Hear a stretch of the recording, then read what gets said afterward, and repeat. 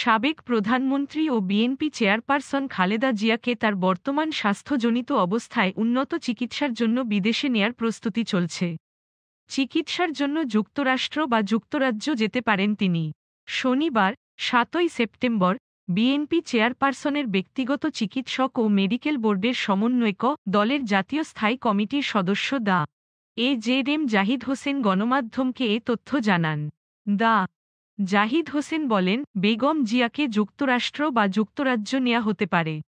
সেখানে তার লিভার প্রতিস্থাপন সহ অন্যান্য রোগের চিকিৎসা দেয়া হবে।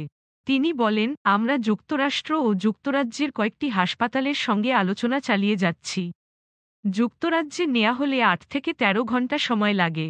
যুক্তরাষ্ট্রে প্রয়োজন ১৮ থেকে ২১ ঘণ্টা ফ্লাইং আওয়ার। কাজেই এই যাত্রার জন্য তার শারীরিক সুস্থতা অত্যন্ত গুরুত্বপূর্ণ। তাই কিছুটা সময় লাগবে।